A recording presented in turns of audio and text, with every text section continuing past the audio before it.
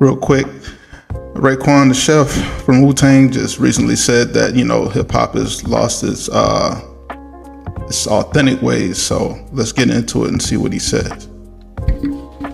You recently said hip hop doesn't feel authentic anymore. Is there ever a chance? Will it ever be what it once was? You see, this is why I call my album The Emperor's New Clothes. The Emperor's New Clothes is a Dutch folktale about deception. The king got hoodwinked. He's sitting there with all his vanity, and vanity turns into ego, and then next thing you know, you become weird. You start to forget the rules and principles because your ego is so big that these guys came in to sell you some clothes that wasn't real. But you knew they wasn't real, but your ego allowed you to sit here and try something that really, it wasn't right. We got to stop falling for sucker shit, for stupid shit. When I think of Post Malone, he's singing all the time. Not taking away from him saying that he can't rhyme or call that something else. We got to preserve the culture, man, the best way we know how, man. Niggas got to stop acting like they calling everything something that it's not, man. All right, there you have it, right? And this is what I was kind of releasing from my last two, drops that I had. And basically, this is what I'm saying about the younger generation. These guys have like no clue on like what real hip hop is.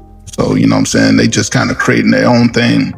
And I kind of agree with some people that have been saying that, if you want to do something that's want to be considered kind of hip hop, but not really, they should do it as a subgenre.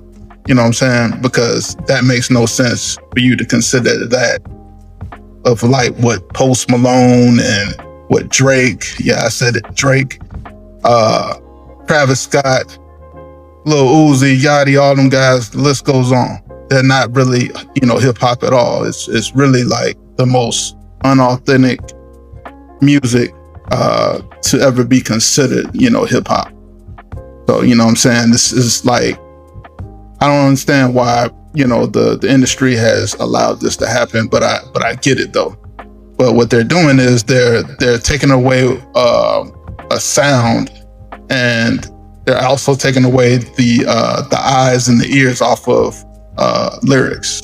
So if you're young, and you're listening, please take that into consideration, and then also do your due diligence and then go back and then listen to old hip hop tracks, from the 70s all the way up to the 80s, all the way up to the 90s.